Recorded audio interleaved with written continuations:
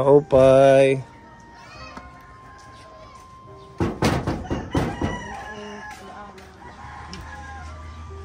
Pwedeng pumasok dyan. Sige. Akad ko lanit ko maulan. Akala ko nandun ka sa may dagat, nagkukuha ng kahoy. Maray ka na kayo nagkulak. Oo. Panula. Saan nga pupunta? Lalaki ko lang dyan. Isasampay nyo. Opo.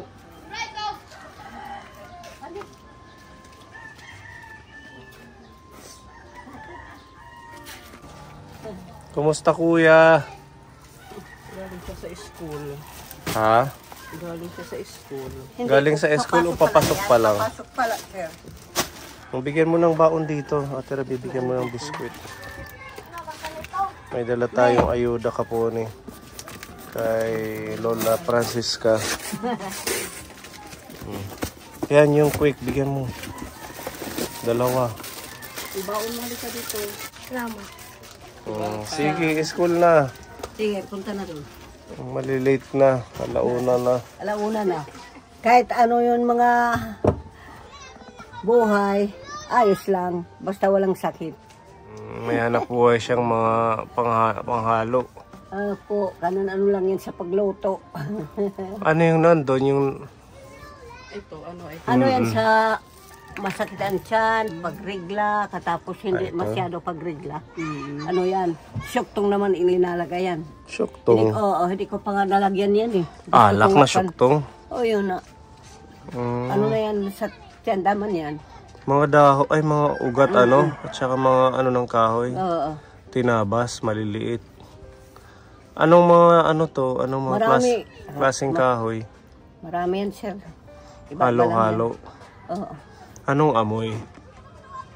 Amoy ko nga. Pwedeng buksan? Oo, sige.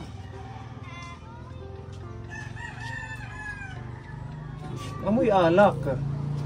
Kasi ano yan eh, yung hindi pa nga naaano ng mga paghugas ng maayos. Hugasan pa to. Hindi, yung paghugas ko nito. Kaso lang, kay siyempre lalagyan ka naman ng syuktong. Kaya ano ko. So ganyan na yan. Tapos paano siya gamitin? Pag halimbawa, bebenta muna. Oo. Masakit ang tiyan mo, pwede yan iniinom isang ganito. Isang takip. Oo. Katapos naman, pag yung nagre-regla rin, na hindi malakas yung regla, pwede naman yan. Kanan ulcer, pwede yan. Pwede rin sa ulcer. Opo. Saan nyo naman na ano to? Kaso lang yan. Ha? Ako yung mga. Saan galing yung mga... Doon yan sa mga bukid. Yung mga kahoy. Pagkano nyo naman binibenta ang ganito? 300 lang. Pag mayroon, naman 350. Kasi ano ng syuktong. Bakit syuktong? Hindi ba pwedeng yung langis or virgin coconut oil? Hindi, sir. Kasi inumin mo yan. Nainom naman ang laman yan. Ganun pala.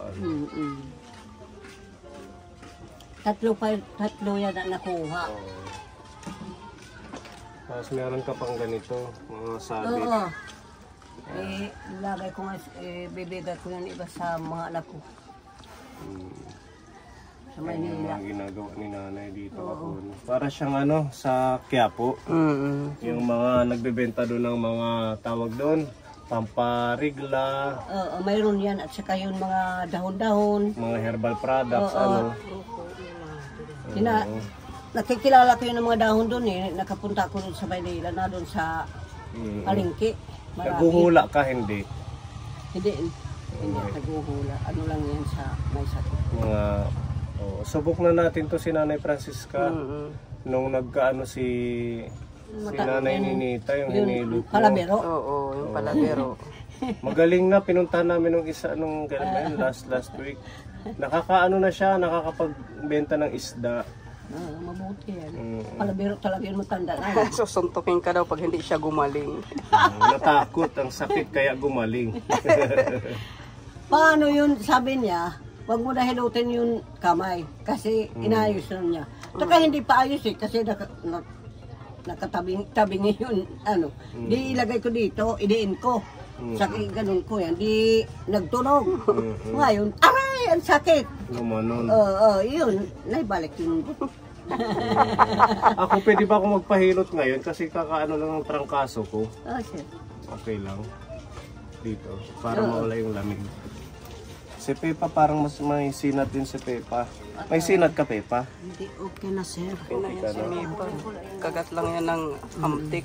Amtik ka. Hawasan ng syuktong. Ito pa muna. Si Lola. halika, Lola. Kapatid ni Lola Francisca? Kapatid. Opo. Magkampat sila eh. Nandito yung kapatid niyo, si Lola. Anong panganay? Tara, pasok, nanay. Pasok kayo. Malapit yung bahay niya dito sa inyo. Na doon. May ano yan sa yung pangalan, may trabaho doon sa ano yan. Nakakarating din si nanay dito. Siya. Di ba mas matanda na to siya? Sa'yo? 87. Yun ang panganay namin. Ha? Ako ang panganay. Ikaw ang panganay. 87. Oo, nakilala na natin to nung huli, nung nandito rin siya. 87, malakas pa siya, ano? Ikaw, pero tanim edad? 77, ay 76 na. 11 years yung gap nyo. Kinaon ka na? Kumain ka na? Ha? Kumain na yan. Kumain na. Kinaon na doon. Ano nung kinaon? Anim sura. Wala. Ano la? Wala. Luto la. Opo. Tingnan mo lang. Para makita ni Mother Perpetual Health. Oo, may ano, may dasal. May dasal yan. Pero pag nano siya, ako. Pag may kalaman niya na hindi tama sa kanya na ano yan eh. Kumukulo yung langis. Ganun po. Ibig sabihin may kapangyarihan, ano? Sir.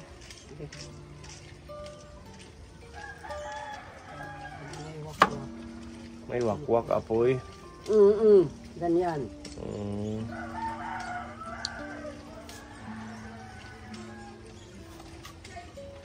Sobrang sakit ng katawan ko at saka ulo nung isang araw. Dahil sa init. Sa init, Lola, no? Huwag kayong magbibilad, Lola. Ba, at saka paminsan, maambon. Yung lomo natin, ito lomo. Oo. Pag napasukan ng lamig, kasi maraming mga ugat yan. Yung alin po? Dumadami sa, ano Asan ang natin. lomo, nanay? Ito, nasa gitna. Yan ang lomo. Oo, yun mga laman yan. Kumbaga sa atin laman. Ito yung mga, ano. Pag napasukan ng lamig nito, siyempre maraming mga ugat natin dito. Kakalat ang sakit ng katawan ta. Ganun pala yun. Opo. Andyan lang yan, kumuha.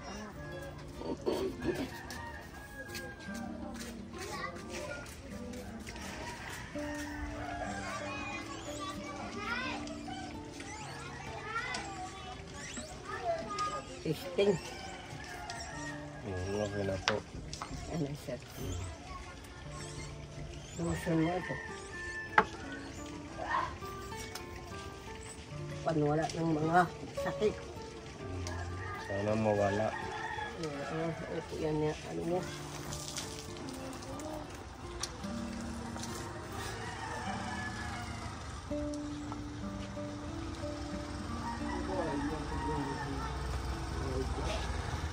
Ayan, medyo magaan sa pakiramdam pag namamasahe. Dito na po kayo. Thank you po sa paghilot, nanay. Ano? Sige sir. Salamat sa inyong lahat naman. Wallet ni nanay. Saan yung wallet niya? Ano yan sa nga yan ng anak ko. Ang laman niya. May tabako. Ilang taon na yung bunso ninyo? 64. Tapos yung sunod. Yun si Morning 67. Tapos ikaw ang sumunod. Gitna ako kasi yun mas matanda sa akin na matay Mayroon pa na. mas matanda niyan. namatay. Ikaw yung panganay. 87. Oo. Yung sumunod naman sa kanya, 85 ang kamatay. 85 years ang iya. 85 years old. At least magkakalapit lang kayo dito. Isang barangay lang. Oo, kami sa Kayong magkakapatid. Yan, tapat. Ilan po yung anak ni Nanay Arsinya? Ilan po ang anak mo? 5. 5. May mga trabaho naman. Wala. Wala. Yun si, Minsan lang pagkakatrabaho. yung panganay mo, may trabaho, 17. 7,000 yun sa isang buwan. Doon sa may dampingan. Oh. 6 kapitan na ano sa kanya. Oo. Sa dampingan. Yung si Billy naman, paminsan nakakatrabaho. Sa pinsan din niya sa lalawigan. So may tumutustos kay nanay, may tumutulong sa kanya. Pangalan niya, pag nagsasahod, kay kada buwan nagsasahod. Yan, palagi naman sila. Kasama mo naman sa bahay. At least naalalayan kayo. Oo. Lahat sila, kasama niya yung mga anak niya. Yung apo naman niya, na doon sa Manila. Ikaw, ilan ulit ang anak mo, nanay? 5 rin. Nasaan yung iba? Na doon sa Manila ng 3 babae. Silang 2, lalaki dito. Nagpapadala sa inyo? Paminsan. Paminsan. May mga pamilya na din. Mayroon din. Ito dito si Kuya, yung tatay ni Ilo. Di ba nakapisan dito sa'yo? Nandito yan sa akin. Si Siyempre, oo. Yun yung iniwan ng asawa. Asawa niya. Nag-asawa ng iba. Hindi na talaga bumalik hanggang Hindi ngayon. na Buntis. Buntis na naman. nag-asawahan. Nag-asawahan. Taga doon din sa bayan. Buti hindi nag-aasawa si Kuya Robert. Hindi. Nadadala na siguro sa mga babae na baka iwanan naman siya. Isa lang yung naging anak nila. Yun si Ilo. Opo. Yung kaninang bata. Tapos kayo yung At-alaga. nag-aalaga. Yun maliit pa yan kasi 2 taon pa lang yan. Iniwanan ng magulang yan. Sa inyo na lumaki. Dito lang sa akin. Iba pa rin kasi yung nandito yung mga kapatid. Pupuntahan Dati kami mo. na Nagkikita-kita. Mag-uusap-usap kayo. Iba, si Nanay Arsinya. Buo pa yung ngipin. Kahit 87. Hala, smile, nanay. Diba sa akin, naka-ano sa akin yun mga orasyon. Ayong sa'yo. Mas maganda yung ngipin ko kay mama. Kasi inano yan sa mga ulang ko. Anong tawag mo sa kanya, mama? Bakit mama? Yan ang ano namin. Hindi ate. Dapat ate. Kasi ako ang panganay, siya ang tawag niya naman sa akin, mama. Parang pinakananay. Pinakananay kasi siya yung panganay. Ganun po pala. Okay naman ang kalusugan mo, Nanay Arsinya. Wala namang masakit, hindi ka high blood. High blood yan ako. Paminsan hindi. Minsan-minsan lang. Hindi naman masyado. Nag-ano siya eh. Nakakahingi naman ako ng kanal high blood. Oo, sa health sa sentro. Libre naman nabibigay sa inyo. Punta nga kanina yun. Bigay ng gamot. Tingnan mo si nanay yung kamay niya kapone.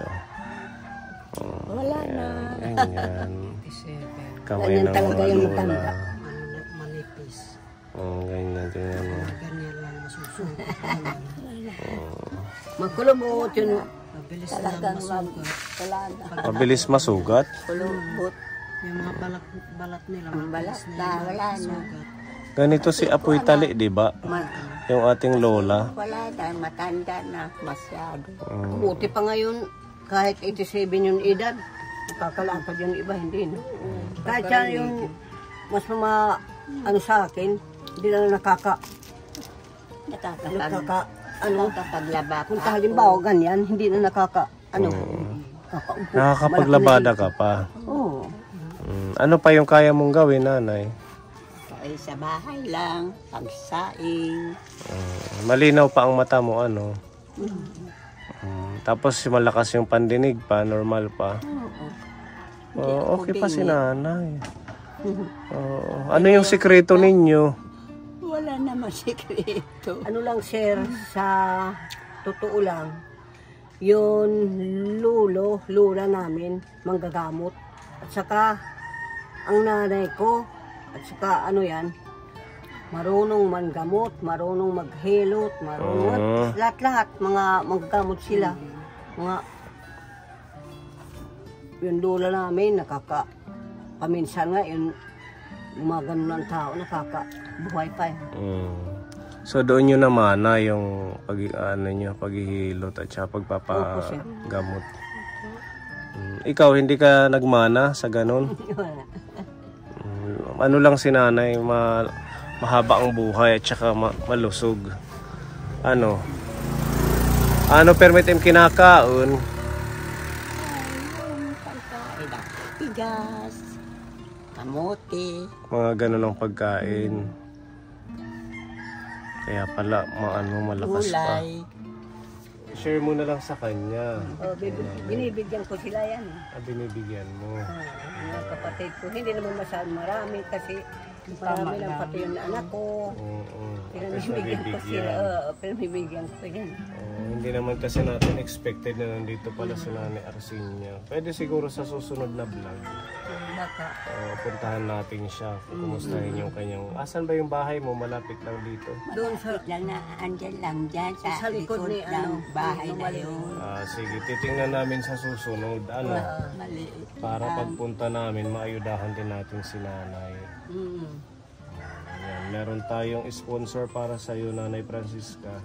Si Tita M ng Japan. Ayan, shout out po Tita M.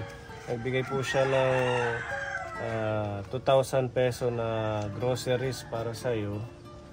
Ayan. Meron tayong mga pinamili po dito. May tinapay, Nanay. Bigyan mo na lang si Lola, ha?